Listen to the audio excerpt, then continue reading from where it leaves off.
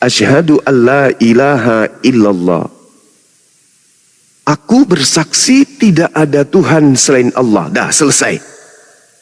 Berarti kita sudah bertuhan. Yang kita sebutkan sudah tahu. Oh, hambaku sudah mengakuiku sebagai Tuhannya. Dia sudah berserah diri kepadaku. Selanjutnya, kalau kita sudah mengatakan diri, engkau adalah Tuhanku, maka langkah selanjutnya adalah mengikuti perintahnya. Buktikan bahwa saya menghambakan diri kepada Tuhan. Ikuti apa perintahnya? Perintahnya kemudian adalah beriman kepada utusannya baginda Rasulullah Muhammad sallallahu alaihi wasallam. Maka selanjutnya, wa asyhadu anna Muhammadar Rasulullah. Aku bersaksi bahwa Nabi Muhammad adalah utusan pencipta langit dan bumi. Dah selesai. Artinya kehidupan kita berbobot. Contoh nih, saya dengan adik Ita. Kita lewati hari yang sama. Detik, menit, jam, hari yang sama. Dari jam 1 sampai jam 12 malam. Kita ikuti itu. Kita sama-sama mengalami kehidupan, ritme kehidupan ini. Saya ibadah kepada Tuhan yang benar. Dirimu melewati 24 jam ini dengan hampa. Saya melewatinya dengan bobot ibadah. Dirimu melewatinya dengan hampa. Kosong. Ada prosesi sembahyang, ibadah, tapi tidak diajarkan oleh Tuhan yang benar. Kita berujung kepada akhir kehidupan kita oleh detik yang mengantar tadi. Bang Zuma sampai kepada detik akhir hidupnya. Dinda Ita juga sampai kepada akhir hidupnya. Karena tidak mungkin hidup kekal di dunia ini. Maka pertanyaannya, siapa yang kemudian mendapatkan keuntungan? Yang menyembah kepada Tuhan yang benar, atau Dinda Ita yang menghabiskan waktu hanya dengan mencari duniawi sampai kepada ajal datang. Padahal kita sama-sama diberi 24 jam. Maka saya, mohon maaf, bukan mengunggulkan diri saya, karena saya adalah orang yang tunduk kepada Tuhan, maka kehidupan saya pasti lebih berfaedah daripada Dinda Ita misalnya, yang hanya hidup mencari. Sebenarnya Tuhan itu tidak perlu dicari. Karena bagi orang yang berakal, Tuhan itu sudah nampak. Siapa diri kita ini? Ini bukan tangan kita. Bukan kita yang bikin ini. Bahkan yang berbicara ini bukan kita. Ini makhluk Tuhan. Kita ini siapa? Ini kepala kita. Kita yang beli, kita yang bikin. Bukan. Ini mulut kita. Kita yang beli, kita yang bikin. Bukan. Ada yang memilikinya. Kita cuma dititipi saja. Maka kita harus kembali kepada yang menciptakan itu untuk tunduk kepadanya. Itu aja, Mbak, sederhananya dari saya. Mudah-mudahan bisa dipahami ya ilmu yang sederhana ini dalam hal mencari Tuhan. Tuhan itu ada. Dan Tuhan itu ada, ingin diketahui dengan jalan menciptakan manusia dan menitipkan serpihan cahaya berupa akal dan roh kepada manusia. Bukti Tuhan itu ada, adanya roh dalam tubuh kita. Adik ini tidur bersama dengan roh. Ya dong, makan, duduk, melalui proses hidup, bekerja di Amerika dengan roh. Sudah pernah kenalan dengan rohnya? Belum. Padahal itu adalah serpihan cahaya yang Allah titipkan yang tidak pernah berpisah dengan kita kecuali ajal nanti. Tapi kita tidak kenal. Bagaimana mau mengenal Allah? Jadi ada orang bingung. Tuhannya umat Islam itu nggak ada. Oke, nggak usah terlalu jauh. Roh Anda ada nggak? Ada. Sudah pernah kenalan dengan rohnya? Gak pernah loh. Satu detik pun kalian tidak pernah pisah dengan roh. Tapi kenapa kalian tidak kenalan sama rohnya? Nah, itulah Tuhan. Allah menitipkan kemudian dirinya untuk diketahui melalui dua serpihan cahaya. Pertama adalah akal, yang kedua adalah ruh. Dua dimensi ini yang Allah titipkan sebagai alat untuk mendeteksi adanya Allah. Itu Dinda Ita. Roh ini aja dulu. Jadi Allah mengatakan, aku titipkan roh, aku tiupkan rohku pada diri manusia. Roh kita ini loh, yang kita ajak bercanda, kita pakai bercanda, kita pakai makan, kita pakai tidur, kita pakai gaya-gayaan, kita pakai berpenampilan. Tapi kita sendiri tidak tahu roh itu apa, kita itu apa, yang berbicara ini apa, suara yang keluar dari mulut ini apa. Maka kembali kepada ayat tadi, sanurihim, aku titipkan kemudian kebesaranku, wa fi anfusihim, pada dirimu. Jika engkau sadar, berarti Tuhan itu tidak punya keterbatasan dong. Yes, Tuhan tidak memiliki kelemahan. Karena yang diciptakan pada diri kita ini adalah seaprek kesempurnaan. Bagaimana urat-urat, bagaimana saraf-saraf, bagaimana kulit menutupi daging, tulang dan seterusnya. Siapa yang mengatur ini? Dialah yang maha sempurna itu. Maka jangan pernah memiliki keyakinan untuk mendudukkan perkara ketuhanan di mana Tuhan itu punya kelemahan. Jadi bayi butuh air ASI ibu, butuh digendong, butuh makan, butuh tidur. Itu bukan sifat Tuhan, itu sifat makhluk. Tanggalkan keyakinan seperti itu, karena Tuhan itu maha dahsyat. Mustahil Tuhan itu jadi bayi. Anakku sayang, cepatlah besar, kelak engkau akan disembah. Itu mustahil. Itu hanya pemikiran orang-orang yang tidak memiliki logika sehat, hanya doktrin dan dogma. Pencipta langit dan bumi itu segala-galanya sanggup melakukan apapun. Cuman Tuhan diselimuti sifat mustahil. Mustahil Tuhan mati, mustahil Tuhan menjadi ciptaan, mustahil Tuhan menciptakan Tuhan lain, mustahil Tuhan kemudian punya kelemahan. Itu sifat-sifat mustahil bagi Tuhan. Karena sifat-sifat itu hanya dimiliki oleh makhluk. Pencipta langit dan bumi itu maha mulia, maha perkasa, maha menghidupkan, maha mematikan. Maka dia tidak memiliki kelemahan sedikit pun. Saya kira begitu sebagai pembuka dari saya. Silakan, mungkin ada tanggapan atau ada masukan. Oke. Mas Adon deh. Kok aku? Enggak, gini Bang Kuyardi. Aku ngasih ke Ita itu gini. Tentang konsep ketuhanan ya. Yang pernah aku dengar dari abang itu ketika kita itu berbicara tentang Tuhan itu, bagaimana konsep ketuhanannya, bagaimana konsep mesiasnya, kemudian bagaimana konsep keselamatannya. Terus aku menunjukkan beberapa perbedaan di dalam Bible dengan Al-Quran. Kalau di Bible kita tuh punya banyak Bible ya kan, di Kristen tuh banyak sekali Bible. Di Indonesia ada Bible berbahasa Indonesia. Di Inggris menggunakan bahasa Inggris, di Jepang menggunakan bahasa Jepang. Kemudian di Italia menggunakan bahasa Italia, di Latin menggunakan bahasa Latin. Nah, kita sebagai orang Indonesia, misalnya saya hanya bisa berbahasa Indonesia. Ketika saya ke Spanyol, pergi ke Spanyol, mendengarkan dakwah sebagai orang Kristen nih, mendengarkan dakwah di gereja, maka pendakwah itu akan salah mengucapkan. Kita tidak tahu dong, ya kan? Kita tidak tahu apakah dia benar apa salah karena menggunakan bahasa Spanyol, kita tidak tahu. Namun di dalam Islam, dimanapun kita berada, baik dari ujung dunia paling utara sampai ujung dunia paling selatan, tetap satu menggunakan bahasa Arab. Dan ketika imam itu melantunkan ayat-ayat suci Al-Quran, ketika misalnya Al-Fatihah ada kesalahan, kita bisa tahu di situ ada kesalahan. Ketika berkhutbah pun menggunakan bahasa Arab, kita bisa tahu di situ ada kesalahan. Sedangkan kalau di Kristen tidak bisa. Kita tidak mengerti jika kita tidak mengetahui bahasanya. Karena apa? Di dalam Islam itu dari kecil kita sudah diajarkan bagaimana cara mengaji, bagaimana cara memahami di dalam Al-Quran itu seperti apa. Kemudian saya tanya lagi, apakah kamu itu hafal? Ada satu ayat yang hafal dalam Bible? Dia jawab tidak. Sangat berbeda sekali dengan Islam. Islam itu ketika saya ditanya, adakah satu ayat dalam Al-Quran ataupun kamu hafal di satu ayat di dalam Al-Quran? Tentu saya hafal. Jangankan satu ayat, satu surat pun saya bisa hafal. Begitu. Berbeda sekali dengan saudara kita Kristen. Kemudian saya bilang begini, saya mengasih tahu kepada Ita itu karena apa? Karena saya sayang sama Ita. Saya sayang sama Ita, saya sayang sama teman-teman semuanya, saudara-saudara Kristen. Aku tuh sebenarnya sayang sama mereka. Kemudian saya ngasih tahu, ini loh, ini yang benar, kayak gitu.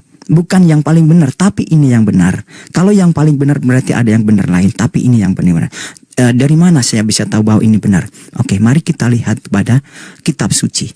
Bagaimana kitab suci itu? Kalau kitab suci ada yang salah, namanya kitab suci itu adalah firman Tuhan. Firman Tuhan tidak akan pernah salah. Kalau kitab suci itu ada yang salah, berarti itu bukan kitab suci. Saya menjelaskan seperti itu. Mulai berpikirlah dia, kemudian kita berkomunikasi, dia mencari tahu. Oke, kamu belajar. Apa yang akan kamu tanyakan kepada saya. Jika saya tidak bisa menjawab, maka saya akan menanyakan kepada orang yang bisa menjawab. Saya punya abang saya, Abang Yuma ataupun Ustadz siapa, saya bisa memberitahu, minta pertolongan pada beliau seperti itu. Itulah yang saya beritahu kepada Ita, sehingga saya bawa kemari. Silahkan Ita, kalau misalnya dari penjelasan saya ada yang kurang salah, tanyakan pada abangku ini, begitu. Aku tuh jangan disuruh tanya sekarang. Saya nggak bisa jawab. Mungkin nanti ya. Iya. Ya, Masya Allah. Jadi sederhananya dalam Islam itu ya, dalam berbicara mengenai konsep Tuhan, diterangkan di dalam Al-Quran surah Al-Ikhlas, Qul huwallahu ahad. Ajarkan kepada seluruh manusia, wahai Nabiku Muhammad, untuk berkata, Tuhan itu satu. Qul huwallahu ahad. Tuhan itu satu, tidak mungkin dua, apalagi tiga, apalagi lebih. Wajib mutlak, absolut tunggal. Entitas yang tidak berbagi, tidak bisa berbilang. Tuhan itu nggak bisa dibagi dua, Tuhan itu nggak bisa dibagi tiga. Tuhan itu mutlak, absolut satu. Itu dalam Islam. Tuhan itu satu. Nggak ada bersekutu. Tuhan kecil, Tuhan besar, Tuhan anak, Tuhan tante, nggak ada. Islam itu ahad. Sebagaimana penjelasan di dalam ajaran Yesus juga begitu.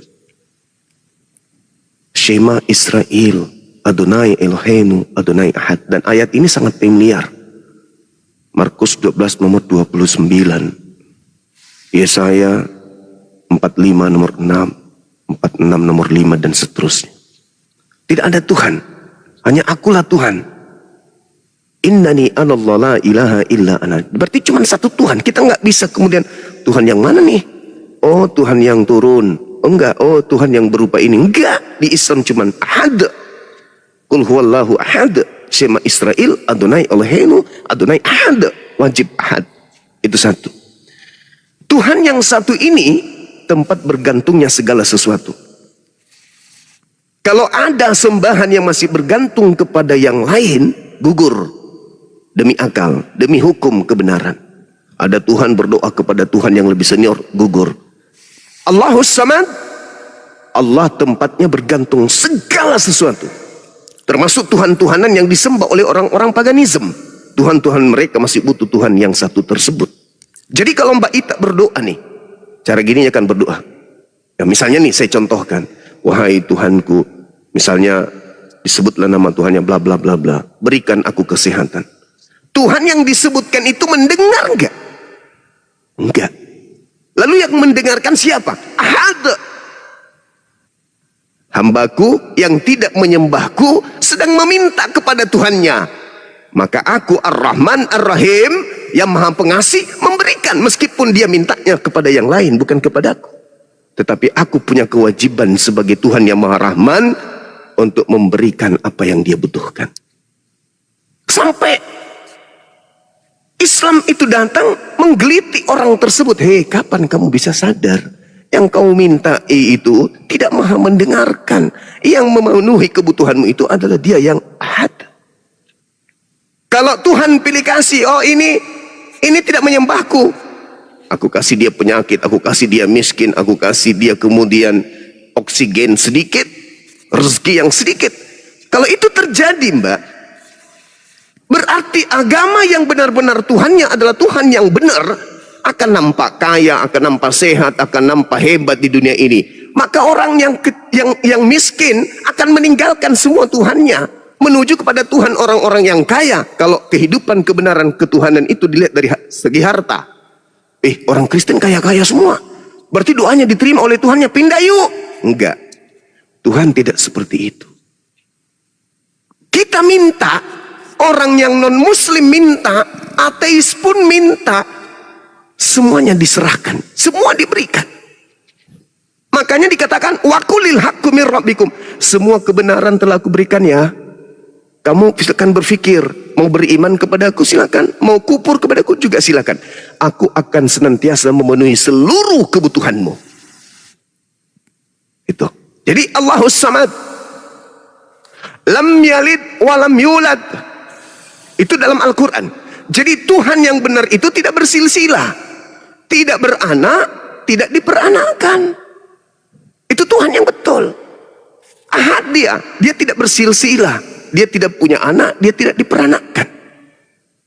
Jadi tidak ada istilah anak Tuhan, bapak Tuhan, ibu Tuhan, sepupu Tuhan, opungnya Tuhan, tulangnya Tuhan. Nggak ada istilah di Islam seperti itu. Karena dia ahad, maka dia tidak beranak dan tidak diperanakkan. Sama seperti di dalam bilangan 23 nomor 19, Tuhan bukan manusia dan bukan anak manusia.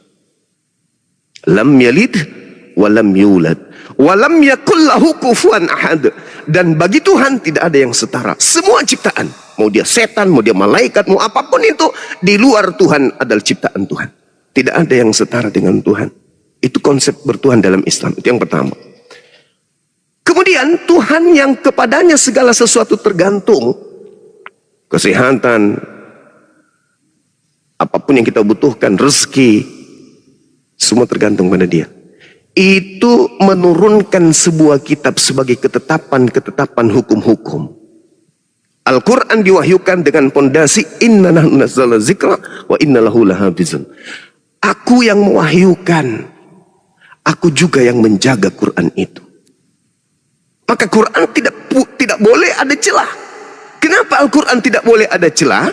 Karena Tuhan menjamin, kami yang mewahyukan, kami yang menjaga, aku yang memberikan firman, aku yang menjaga. Maka harus implementasi dari ayat tersebut terbukti. Bagaimana dengan Al-Quran? 1400 tahun silam sampai detik ini tidak ada perubahan. Iqra bismi rabbikal ladzi khalaq. Terlontar dari lisan Nabi Muhammad sampai kepada sahabatnya. Iqra bismi rabbikal ladzi khalaq. Sampai pada detik ini tidak pernah berubah. Kemanapun kita pergi, betul yang disampaikan oleh adik saya Adon. Kenapa bisa seperti itu? Karena Allah itu adil. Itu tadi, wa qulil haqqu mir rabbikum. Kebenaran telah aku sampaikan, dan kebenaranku itu tidak akan pernah dirubah oleh siapapun. Kebenaran itu harus sampai di hadapanmu.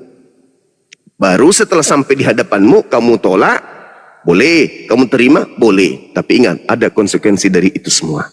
Jadi seluruh manusia setelah Nabi Muhammad punya hak untuk selamat. Maka dia punya hak mendengarkan Al-Quran. Al-Quran tidak boleh dirubah. Karena seluruh manusia punya hak untuk mendengarkan Al-Quran ini. Karena kelak akan dimintai pertanggungjawaban. Apakah telah sampai Al-Quran kepadamu? Kalau sampai, kenapa kamu tidak beriman? Nah, makanya Al-Quran dimanapun itu tidak boleh berubah. Sekuat apapun sebuah negara kebenciannya terhadap Islam, ketika Quran masuk, mereka tidak punya daya untuk merubah Quran. Misalnya nih, negara Konoha benci kepada ajaran Nabi Muhammad karena isu teroris, isu intoleran dan seterusnya. Dihubungilah Arab, negara Arab yang mensuplai Al-Quran misalnya. Kamu masukkan Al-Quran kitabmu ke dalam negara Konoha, negara kami, karena di dalamnya ada penduduk yang sekian persen Islam. Tapi dengan satu syarat, cukup terjemahannya, jangan kau masukkan bahasa aslinya.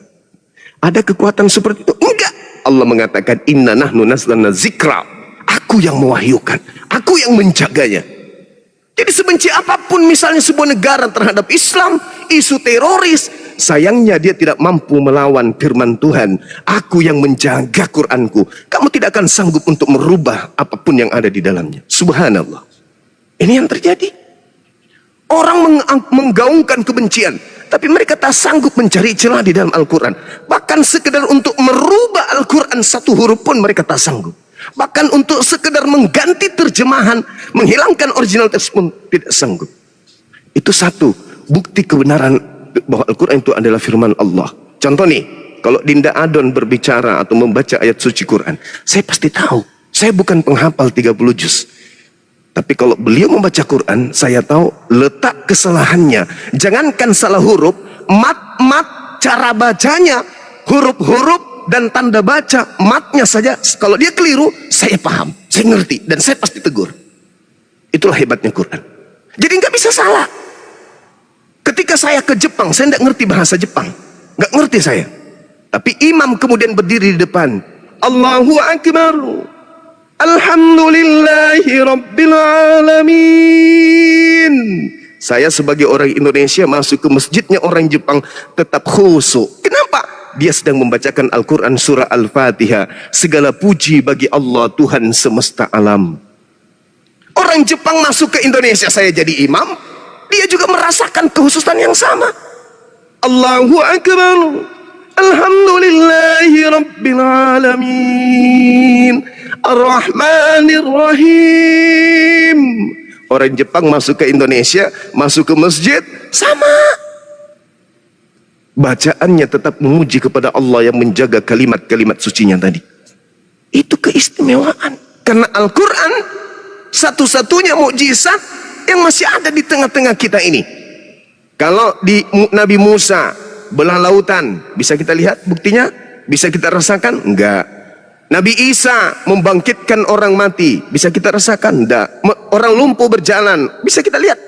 Sekarang kita bisa rasakan? Enggak. Nabi Muhammad membawa mujizat berupa Al-Quran, bukan cuma umatnya, tapi seluruh umat manusia bisa melihat satu-satunya mujizat yang tersisa dari nabi-nabi yang pernah ada.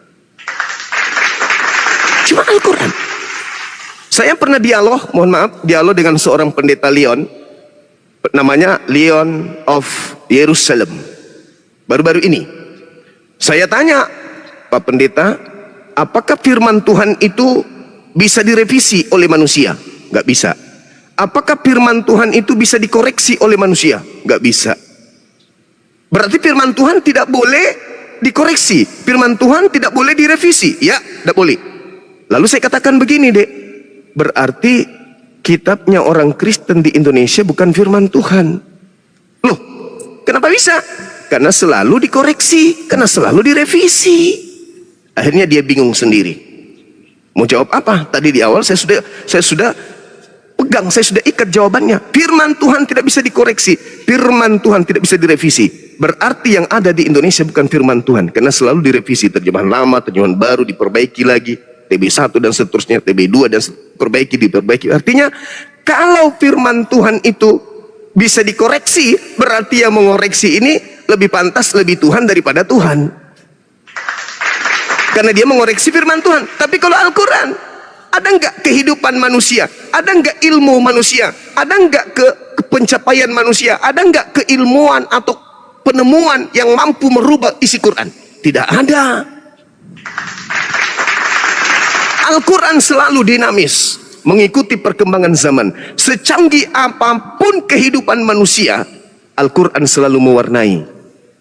Itulah bukti bahwa Al-Quran adalah wahyu dari Allah. Maka mujizat yang datang kepada Nabi Muhammad bukan membangkitkan orang mati, bukan membelah laut, tetapi ilmu pengetahuan. Satu hari, besok, lusa, tahun depan, ilmuwan menemukan satu ilmu. Begitu diuraikan ilmunya, ternyata 1400 tahun silam sudah tertuang dalam Al-Quran. Itulah hebatnya Quran. Contoh nih, contoh yang baru-baru ditemukan sidik jari. Bagaimana sidik jari di setiap manusia itu berbeda-beda. Rupa-rupanya Al-Quran lebih dulu menemukan 1400 tahun silam. Itu. Nah, inilah salah satu mujizat, inilah salah satu keutamaan yang kami sampaikan kepada saudari saya, karena tidak mungkin, Mbak, tidak mungkin nih sebuah kitab disebut firman Tuhan yang maha mengetahui kalau kitab itu bertentangan dengan kehidupan kita. Nggak mungkin. Contoh, ada pabrik yang ahli membuat mobil. Ketika pabrik ini membuat mobil, tentu dia juga membuat buku untuk apa itu? Buku catatan-catatan sebagai pengantar daripada cara operasional mobil tersebut. Betul ya? Ada buku panduan untuk mengoperasikan mobil, itu pasti ada. Nah, kalau mobilnya berbeda dengan buku panduannya, bertentangan dengan mobil, cara operasional mobil dengan buku panduan, berarti Pak Bri ini tidak maha mengetahui. Apa analogi ini? Tuhan memberikan kita akal sebagai kendaraan untuk melumpuhkan dunia. Akal. Tuhan sudah menciptakan akal, lalu kemudian menciptakan buku panduan, sebuah kitab suci yang harus selaras dengan akal. Tidak mungkin akal mengatakan 1 tambah 1 sama 1 sama dengan 1, sementara kitab suci mengatakan ada 3 yang bersaksi di surga. Berarti antara kitab yang kita punya dengan akal ini tidak sinkron. Sedangkan ahli yang menciptakan kemudian harus sinkron antara mobil yang dibuatnya dengan buku panduan yang ada kemudian. Begitu juga kitab suci. Kitab suci harus selaras dengan akal manusia. Kalau ada sebuah kitab yang dianggap suci tapi tidak selaras dengan akal manusia, percayalah, itu kitab bukan dari pencipta langit bumi yang maha mengetahui, tapi dari hasil revisi sesuai dengan selera pemesan. Saya kira begitu dari saya. Silakan. Ayo tak. Aku nggak bisa ngomong. Iya, iya. Masanya ini di depan umum. Iya, ya nggak apa-apa. Nanti gampang ngobrol sama saya lagi. Ya. Tapi kira-kira sudah ada gambaran kan tentang apa penjelasan yang saya pernah jelaskan ke Ita. Sekarang di sama Bang Yuma sama kan, hampir sama gitu kan. Apa yang aku jelaskan gitu. Itu kalau mau istirahat ya silakan istirahat dulu. Nanti besok kita teleponan lagi. Apa? Makasih. Mbak Ita, makasih ya Mbak Ita. Bentar. Sehat Apa mau selalu. bersyahadat sekarang? Mau bersyahadat sekarang? Ya, ya bisa sih. Boleh. Ya udah, tolong di Bentar, aku Bang Yima. aku ke ruang yang satunya. Ya. Bimbing dia bersyahadat karena tadi dia ngomong sama saya juga, saya ingin kembali ke fitrah. Maka saya Masya Allah. bawa ke sini ke Bang Yima. Gitu. Allah. Alhamdulillah saya mendapatkan pelajaran apa yang disampaikan kepada Bang Yuma selama ini, saya catat di sini, Bang. Wih, pengen Allahu nangis. Akbar. Masya Allah, Saya Masya catat. Allah, Masya Allah. Dinda Dan- Abu Hadid. Sabar Dinda, Ya, sabar. di belakang saya kan ada Bang tuh kumpulan Bible. Saya menjelaskan dari sana juga. Gitu. Allahu Akbar, Masya Allah. Memang saya jarang masuk ke komal diskusi, tapi saya menggunakan pribadi saya supaya bisa mencontohkan kepada teman-teman di sini. Karena jika saya berdiskusi di sini ada kayak bergesekan-gesekan gitu kan. Makanya saya hanya dengan tingkah laku saya bagaimana yang bisa dicontohkan pada teman-teman Kristen. Kemudian mereka bertanya kepadaku, kok kamu seperti ini? Dari situlah saya membuka begitu, Bang. Baik, Dan Masya Allah. kemudian Mbak Ita pun seperti itu. Dinda Adon, Ayo. mohon izin saya naikkan adik kita, saudara kita Abu Hadid untuk mendoakan Boleh. beliau nanti ya. Boleh. Masya Ya. Allah. Aku kenal juga kok sama Abu Hadi. Allahu Akbar, Ustaz. Masya Allah. Assalamualaikum warahmatullahi wabarakatuh. Waalaikumsalam warahmatullahi wabarakatuh. Masya Allah, salam kenal buat Mbak Queen of Shadow. Mbak Ita. Oh, benar. Oh Mbak Ita, Iya, Masya Allah. Dinda Abu Hadid nanti doakan beliau ya. Insya Allah, Insya Allah. Dinda Ita, Masya Allah. Jadi kita yakin nih, syahadat kita sama-sama nih. Iya. Allahu Betul. Akbar. Masya Allah. Ada tutup kepala mungkin di situ? Apa entah Ada apa gitu? bentar. Ustadz Abu, open cam dong. Nggak boleh nyanyi ntar.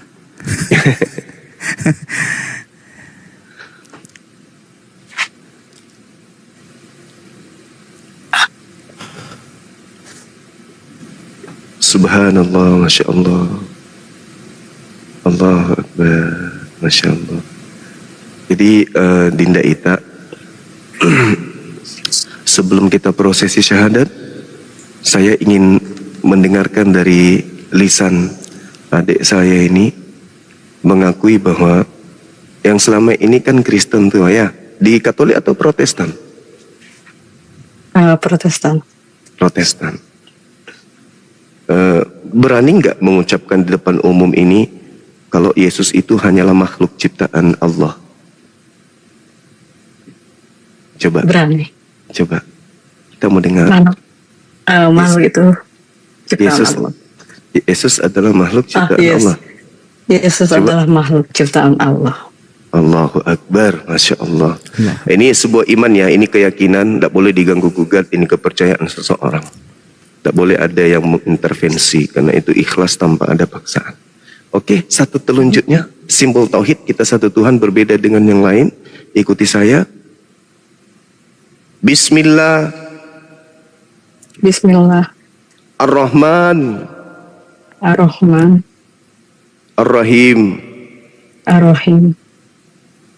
Dengan menyebut nama Allah Dengan menyebut nama Allah yang Maha Pengasih, yang Maha Pengasih, lagi Maha Penyayang. lagi Maha Penyayang. Asyhadu Asyhadu Allah Allah ilaha ilaha illallah illallah wa asyhadu wa asyhadu anna anna Muhammadan Muhammadan Rasulullah. Rasulullah. Aku bersaksi, Aku bersaksi, aku bersaksi aku bersaksi bahwa tidak ada Tuhan selain Allah, bahwa tidak ada Tuhan selain Allah, dan aku bersaksi dan aku bersaksi bahwa Nabi Muhammad bahwa Nabi Muhammad adalah Rasul utusan Allah. adalah Rasul utusan Allah. Sah. Allahu Akbar. Masya Allah, Allahu Masya Allah, Subhanallah. Masya Allah, sahabat-sahabat sekalian, kita saksikan pada pagi hari ini untuk waktu Indonesia, di tengah-tengah kita ada saudari kita dari Kristen Protestan yang menyatakan imannya untuk memeluk agama Islam, ya, dengan penuh keyakinan, dengan proses berfikir lewat bimbingan adik kita Adon. Adon ini Masya Allah luar biasa adikku. Di awal perjumpaan kita tadinya kita saling kenal, antum begitu luar biasa memperhatikan para apologet, tidak jarang membantu para apologet di Indonesia, sampai pada akhirnya turun tangan sendiri untuk memberikan pencerahan kepada saudara-saudara kita yang ada di luar sana yang membutuhkan pencerahan tentang Islam. Dengan kesederhanaan, keterbatasan ilmu, antum bisa membimbing saudara-saudara kita. Ini bukan hal sepele, membimbing mereka dari jurang kekekalan di dalam api neraka menuju kepada jannah. Masya Allah, subhanallah. Kiranya Allah melindungi antum, kiranya Allah memberikan maghfirah, petunjuk, hidayah, meskipun jauh di luar sana, tapi hatimu tetap ada di Indonesia. Teruslah Amin. berjuang, ya, Amin, ya sampaikan kebenaran meskipun dengan pola yang sederhana. Masih banyak adik-adik ita-ita yang lain di luar sana yang butuh, ya, butuh kita untuk mencerdaskan anak bangsa ini kembali kepada fitrahnya, memeluk agama yang hakiki. Demikian dari saya sementara, saya serahkan kepada Dinda Abu Hadid. Doakan adik kita ini, semoga beliau istiqamah dalam menjalankan Islam, menjadi tokoh yang baik, keturunannya menjadi anak-anak yang soleh dan soleh. Amin, amin ya rabbal alamin. Amin ya Allah. Amin. Silakan Dinda Abu Hadid. Kita sama-sama berdoa ya. Semoga Mbak Tita ini, Kak Tita ini istiqomah di dalam Islam. Bismillahirrahmanirrahim. Amin. Alhamdulillahi Rabbil Alamin. Hamdan syakirin, hamdan na'ibin, hamdan yuafi ni'mahu wa yukafi mazidah. Ya Rabbana lakal hamdu kama yanbaghi li jalalikal karim wa azim sultanik. Allahumma salli wa sallim ala nabiyyina Muhammadin sallallahu alaihi wasallam. Allahumma ighfir lil muslimina wal muslimat wal mu'minina wal mu'minat الأحياء منهم والأموات إنك سميع قريب مجيب الدعوات ربنا لا تؤاخذنا إن نسينا أو أخطأنا ربنا ولا تحمل علينا إصرا كما حملته على الذين من قبلنا ربنا ولا تحملنا ولا طاقة لنا به واعف عنا واغفر لنا وارحمنا أنت مولانا فانصرنا على القوم الكافرين ربنا آتنا في الدنيا حسنة وفي الآخرة حسنة وقنا عذاب النار والحمد لله رب العالمين.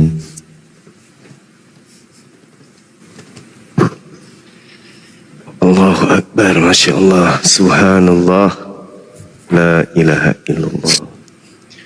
Jadi orang kalau sudah meluk Islam itu pasti hatinya lapang, hatinya lega, hatinya plong.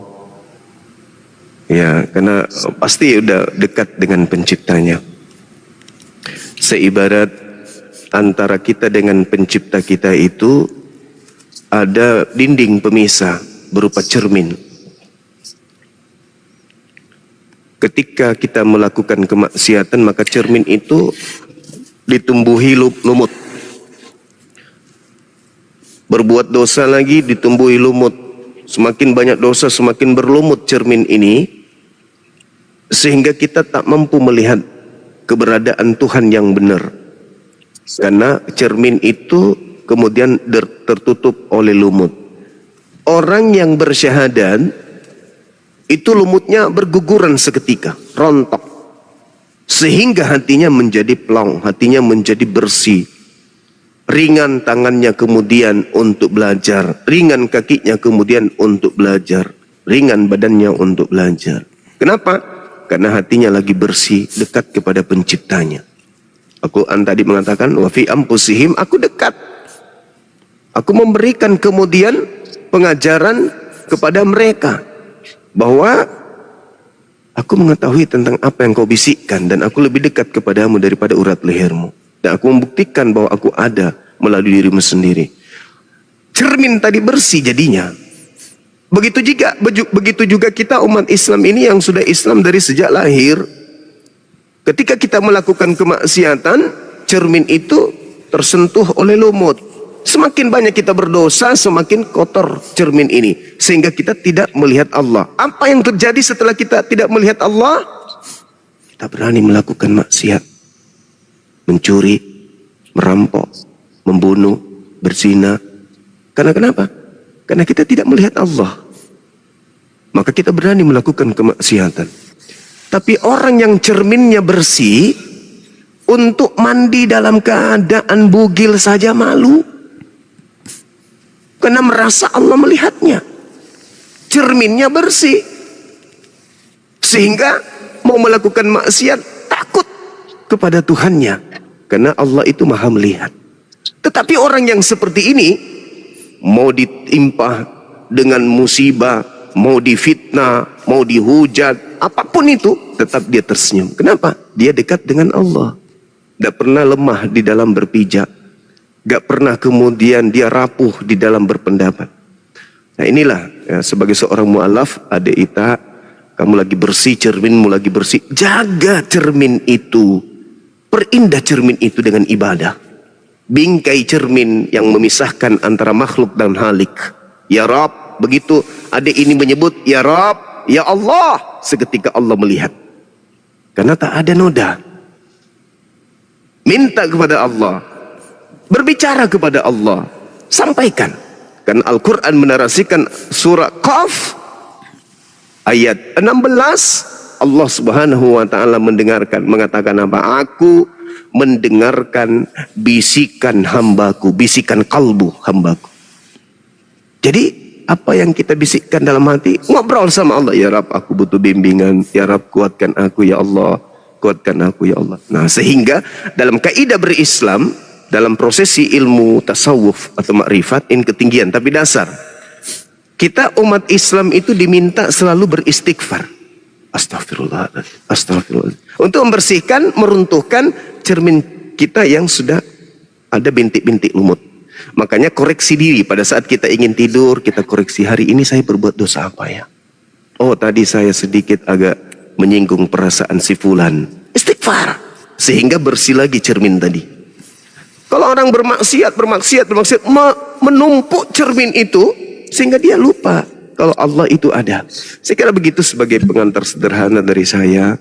Mudah-mudahan saudari kita ini Ita bisa istiqomah, dan keturunannya kelak menjadi anak yang soleh dan soleha. Dan langkahnya beliau ini dijadikan sebagai contoh untuk saudara-saudara kita non-muslim yang lain. Karena saya yakin sekali banyak saudara saya non-muslim yang juga ingin bersyahadat, tetapi banyak hal yang merintangi. Takut sama harta, takut sama keluarga, takut diusir, takut diungsikan, takut bla bla bla bla bla, karena takut. Tapi percayalah, selama Anda masih ingin menerima kebenaran dari kaidah-kaidah ajaran Islam, maka ketakutan Anda itu akan terkikis sedikit demi sedikit. Ada hati yang kemudian Allah titipkan untuk dibersihkan selalu. Saya kira begitu. Mungkin ada masukan, silakan, waktu dan tempat kami berikan. Terharu aja.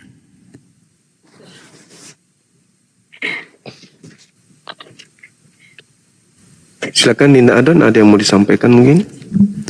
Iya, aku ngasih tahu aja jamaah yang bawah, yang di bawah ya. Jadi kami, saya dan Kak Ita itu berada di Amerika. Jadi kalau ada sampai yang bilang Kak Ita kesini mau cari koin, Anda salah besar, salah besar. Justru Anda yang mengetik itu, yang mengetik di situ, itu kekurangan, sangat kekurangan dibandingkan kepada saya dan Kak Ita. Betul. Saya bekerja di sini, Kak Ita di sini. Betul. Tidak kekurangan dalam ekonomi. Jangan salah berpikir ya. Jika kami kekurangan koin, no, sama sekali tidak. Tapi Kak Ita kesini karena apa? Karena dilembutkan hatinya, dibukakan akal sehatnya, dibukakan itu. Karena apa? Dia mau menerima apa yang saya berikan, yang saya berikan pada Kak Ita. Ini seperti ini. Ini bukti-buktinya. Ini buktinya. Kemudian dia mau menerima. Kalau yang di bawah ngetik itu ketikan-ketikan bilang Kak Ita kesini butuh koin, salah besar. Salah besar, Anda salah besar ya. Saya lempar koin. Nah tuh, salah besar. Tidak ada apa-apanya yang ngetik itu, oke? Masya Allah. Iya, beliau ini pejuang-pejuang ya untuk negara kita ini juga. Mereka teman-teman yang berkarya di luar sana sebagai seorang profesional, ya baik Adik Adon maupun Dinda Ita, mereka ini adalah pejuang. Mereka ya beda levelnya dengan kita. Alamak, kita mah recehan, mereka mah mereka ini penumpuk dolar kawan-kawan. Ya Allah ya Karim. Jangan nih, kebiasaan lama. Lihat, Ya, lihat. silakan. Jangan kebiasaan lama dibawa. Saya bisa melakukan itu. Masya Allah. Ya Bang Zuma izin Allahu Bang. Akbar. Tadi Siap, apa yang Bang Zuma sampaikan ya, bahwa ketika kita membeli sebuah produk tentu ada namanya manual book. Ya. Nah, manual book inilah yang membantu kita memahami apa yang kita beli, apa yang kita akan fungsikan, ya kan? Nah, di dalam Al-Qur'an surah Al-Maidah ayat yang ke-15, ayat yang ke-16 Allah telah sampaikan itu kepada orang-orang terdahulu. Allah berfirman, "Ya ahlal kitab, qad ja'akum rasuluna yubayyinu lakum katsira mimma kuntum tukhfuna minal kitab wa ya'fu an katsir." قد جاءكم من الله نور وكتاب مبين يهدي به الله من اتبع رضوانه سبل السلام ويخرجهم من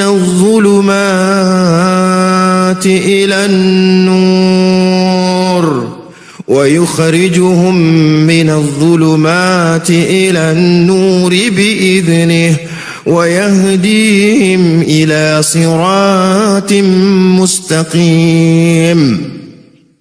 Wahai ahli kitab, kata Allah, sungguh Rasul kami telah datang kepadamu, menjelaskan kepadamu banyak hal dari isi kitab yang kamu sembunyikan. dan banyak yang dibiarkan. Sungguh telah datang kepadamu cahaya dari Allah dan kitab yang menjelaskan. Dengan kitab itulah Allah memberi petunjuk kepada orang yang mengikuti keridhaan ke jalan keselamatan. Dan dengan kitab itu pula Allah mengeluarkan orang itu dari gelap gulita kepada cahaya dengan izinnya dan menunjukkan dia ke jalan yang lurus. Alhamdulillah, kita telah memanfaatkan manual book yang Allah berikan kepada kita semua pada kesempatan ini. Yang menjadi asbab adalah dengan hadirnya saudara-saudara kami, guru-guru kami di sini, Bang Zuma, Bang Adon, sehingga petunjuk itu tersampaikan kepada kita melalui sebab yang telah Allah tetapkan. Ini terjadi bukan karena ada kesengajaan, ini terjadi bukan karena ada perencanaan. Ini semua terjadi biiznillah, atas izin Allah, atas kehendak Allah.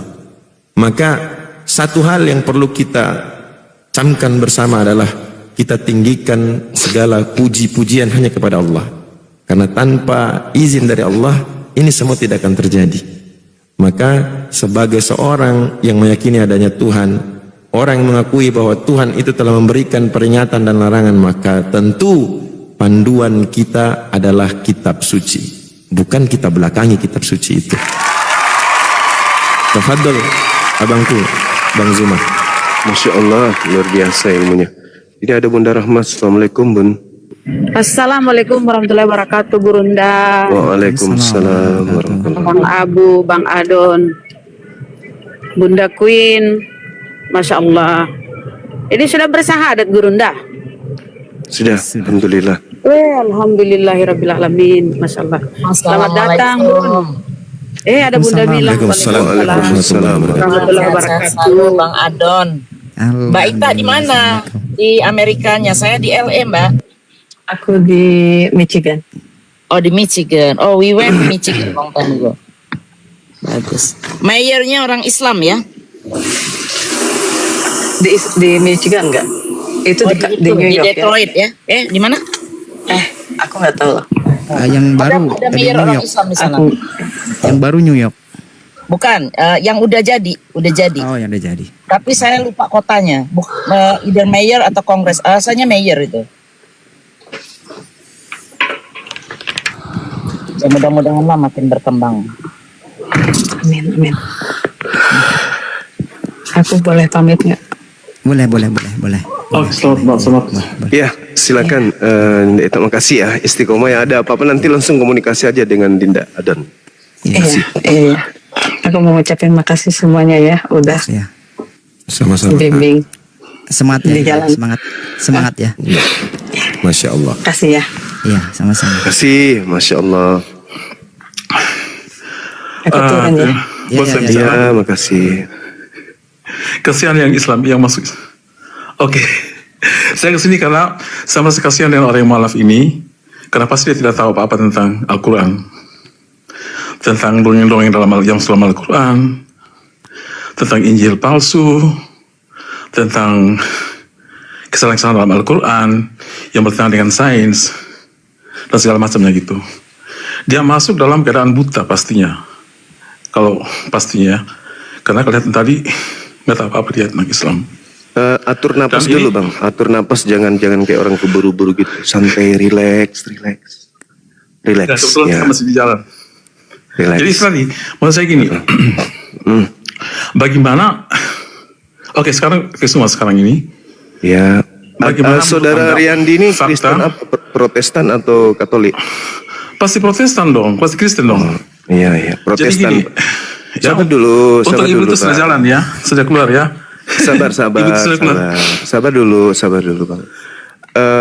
Setiap kita itu punya pilihan ya kan ya. Kami berislam, Islam dibawa oleh Nabi kami, Nabi Muhammad. Ya, al-yawma akmaltu lakum dinakum. Kami Islam itu dibawa oleh Nabi Muhammad. Nah, Protestan ini dibawa oleh siapa bang? Kalau boleh tahu? Protestan adalah salah satu bagian dari bagian dari kekristenan Enggak, saya yang tanya. awalnya sebentar kamu diam dulu, kamu diam. Saya jawab ya. Yang saya tanya, Saya jawab, Protestan saya jawab. ini Oke, kamu diam, diajarkan supaya oleh siapa saya gitu loh, jelaskan. Bang? Iya, silakan. Diajarkan oleh Tuhan Yesus sendiri lewat Alkitab.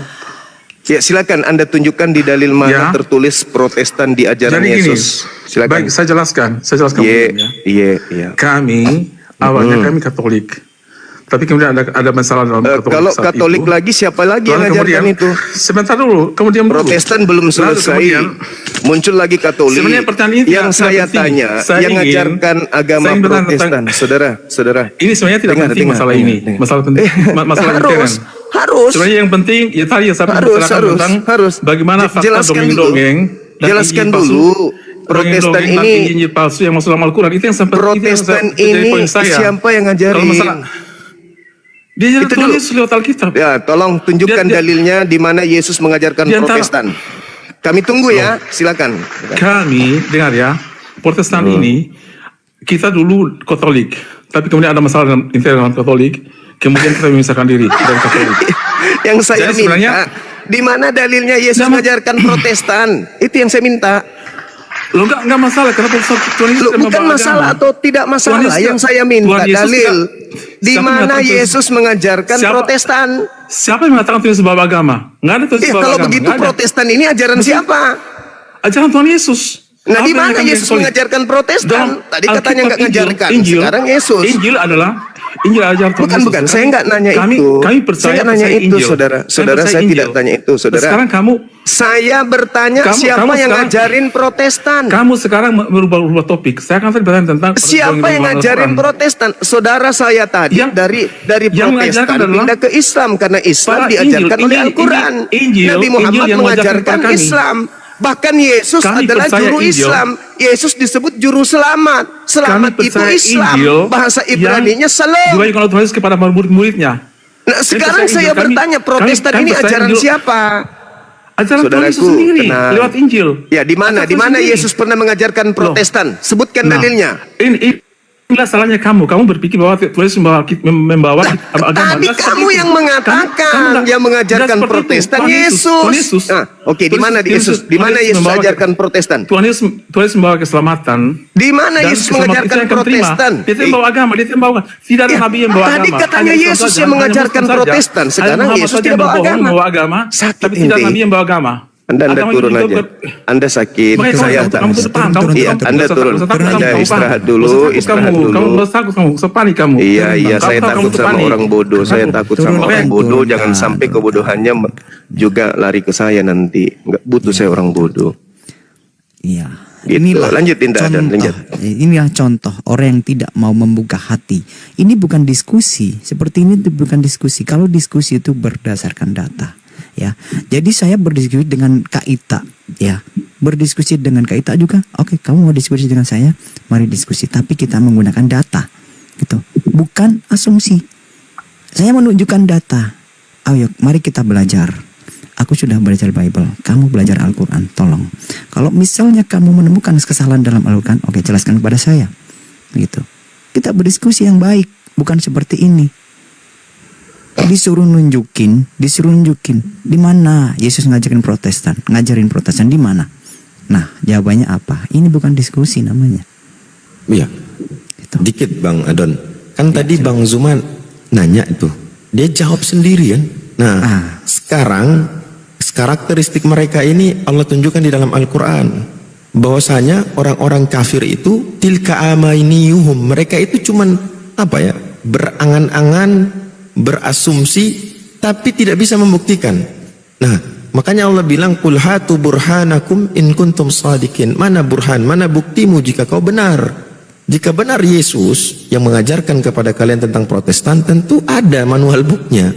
Di mana di manual book halaman berapa yang di mana Yesus mengajarkan tentang hal itu, tentang Protestan? Nggak ada. Inilah kenapa orang-orang Kristen itu selalu gagal ketika berdiskusi dengan Muslim. Sebab Muslim punya pegangan, yaitu kitab suci Al-Quran. Sementara mereka tak punya pegangan. Satu contoh lagi nih, saya mau kasih tahu. Orang Yahudi atau Judaism, kita tahu mereka punya beberapa kitab. ada Torah, ada Mishnah Torah, ada Talmud, ada Targum. Islam punya Al-Quran, punya hadis, punya kitab tafsir, ya, dan kitab-kitab lain.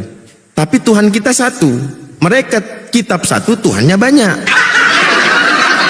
Nah itu bedanya, coba lihat. Harusnya mereka lebih banyak kitabnya dibanding kita. Sebab apa? Kami hanya menjelaskan tentang tauhid, keesaan Tuhan, dengan berbagai referensi yang itu datang daripada Tuhan itu sendiri. Tapi mereka kitab cuman satu, Tuhannya banyak. Gimana tuh Bang Zuma? Kita kitab banyak, Tuhan satu. Mereka kebalik, kitab satu, Tuhannya banyak. Makanya tantrum gitu. Ya itulah benar yang Adinda saya sampaikan, bahwasanya mereka ini ditantang oleh Allah, tunjukkanlah kebenaranmu jika kamu memiliki kebenaran itu kan. Kita minta, siapa yang mengajarkan Protestan? Yesus. Di mana Yesus mengajarkan Protestan? Yesus tidak mengajarkan agama. Apa sih? Nah, ini silakan Dinda Adon dilanjutkan tadi. Bagaimana tarekoh, jalan yang antum tempuh sampai saudara Kristen Protestan ini mampu mendapat hidayah? Dan bagaimana pola dia menerima? Tidak seperti tadi kesurupan karena terlalu banyak makan tikus, ya mungkin sampai dia kayak begitu. Silakan Dinda, silakan. Iya, jadi awalnya itu kita berbicara sebenarnya biasa aja gitu, berbicara tentang kabar ataupun apa gitu ya, bercakap-cakap. Kemudian kita masuk lah gitu, saya tanya, sebentar, mohon maaf, kamu Islam atau bukan gitu? Kamu Muslim atau bukan? Oh bukan, saya Kristen. Oh begitu. Tapi sejak kapan kamu tuh mengenal Kristen gitu? Oh saya tuh dulunya Islam gitu, tapi berpindah. Apakah kamu tuh mengetahui bagaimana ajaran Islam yang benar gitu? Tidak, karena memang tidak dibekali dengan ilmu-ilmu di dalam Islam itu. Kemudian dia ke lingkungan yang Kristen gitu. Karena ke sini udah lama begitu. Kemudian ketemu dengan saya berbicara, oke, kenapa kamu itu ke Kristen? Baik, karena ketika dia masuk ke gereja katanya dia ada ketenangan, cuma itu, iya. Apakah kamu pernah masuk ke masjid dan mendapatkan ketenangan? Saya nggak pernah masuk ke masjid. Nah itulah, jadi beda. Coba kamu masuk ke masjid. Tapi kan saya Kristen. Oke, mari kita berdiskusi. Kita berdiskusi berdasarkan apa? Berdasarkan kitab suci. Ayo. Kitab suci itu tidak akan pernah bohong. Kitab suci itu adalah firman Tuhan yang tidak akan pernah salah. Kayak gitu. Kemudian saya menunjukkan di sini catatan-catatan Bang Yuma yang sering saya baca itu. Ini Bang, saya catat Bang Yuma bilang apa seperti itu, saya catat di sini. Banyak sekali catatan saya dan saya bacakan kepada dia. Bentar. Ini sangat berguna sekali ketika kita berbicara dengan saudara-saudara Kristen. Yang Bang Yuma bilang gini, ajaran Yesus ini. Siapa orang yang belum mati sebelum melihat kerajaan Allah? Kerajaan Allah apakah sudah datang? Belum. Orang yang hadir pada saat itu apakah masih ada? Ya, masih ada yang hidup? Masih. Siapa? Yaitu Yesus. Itu saya catat di sini Bang.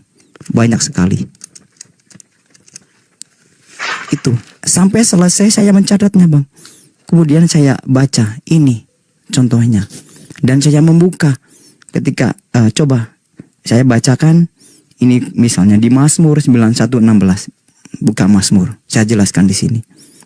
Kemudian selanjutnya seperti itu terus. Ketika dia tanya, saya bisa menjawab dengan catatan-catatan saya. Itu. Walaupun dengan catatan, tapi yang jelas benar. Dan itu ada dalam Bible. Oke, kalau kamu tidak percaya, kamu sambil buka Bible kamu. Maupun itu online atau di Google, di fisik ataupun di handphone. Oke, mari kita buka. Dan itu benar, adanya benar seperti itu. Makanya dia terbuka. Gitu. Kalau saya tidak mencatat dan saya tidak belajar, saya tidak bisa menjelaskan. Maka dia akan tanya pun saya kebingungan. Nah, gitu. Ya meskipun saya hanya sedikit, tapi dengan saya menjelaskan yang sudah saya terima, maka gugur kewajiban saya. Allahu Akbar. Masya Allah. Begitulah Bang. Saya mencatat apa Iya, yang iya. dikatakan Bang Abang itu, ya baik misalnya saya ketinggalan ya saya kembali ke YouTube-nya, kan ada di situ. Saya mencatat di YouTube-nya Abang. Gitu. Matius 16 itu ya. Nomor 28. Ya yang dari Lukas 9:27 itu. Iya. Kemudian 9 betul. ya. Ada sampai, dua. Saya sampai terakhir Bang, sampai mana itu? Sampai yang di iblis itu. Tidak ini. Sampai ada yang ini, Yesus bukan Kristen. Yesus bukan Kristen. Dengan Yesus bukan Kristen berarti Kristen ini bukan ajaran Kristen Yesus. Dengan Kristen ini bukan ajaran Yesus, maka orang-orang yang mengatakan dirinya sebagai pengikut Yesus sesungguhnya mereka adalah serigala yang menyamar sebagai domba. Itu yang terakhir. Ini ada beberapa lembar yang di sini saya catat perkataan Bang Yuma, begitu. Saya terangkan dari situ. Kemudian saya menjelaskan Yesus itu kalau Yesus itu Allah, apakah dia itu Maha mengetahui? Tidak. Contohnya ada di sini. Saya mencatat juga. Nah, inilah gunanya kita belajar. Kita belajar dari Bang Yuma. Saya memang tidak pernah, jarang sekali saya naik ke komal diskusi ini Bang. Karena saya ingin, udahlah saya di ini aja, langsung aja ininya. Menjelaskan langsung kepada orangnya, kayak ketemu orangnya, ataupun telepon begitu. Tuh. Ya. Audisi aja Bang, kita audisi Bang Adon. Audisi apa itu? Audisi itu. Iya. Audisi. Bentar ya. Jadi teman-teman pun ini ya, tolong misalnya Bang Yuma lagi berbicara apa yang itu dianggap penting dicatat. Kalau misalnya tidak bisa mengikuti di YouTube-nya. Di YouTube-nya Abang bisa di replay dari situ. Kita bisa mencatatnya gitu. Itu yang saya pelajari. Banyak kok di sini. Allahu Akbar. Masya Allah. Andai saudara-saudara kita non-muslim juga begitu, wah luar biasa kalau mau belajar. Sayangnya kebanyakan mereka lebih tinggi ego daripada keinginan untuk belajar.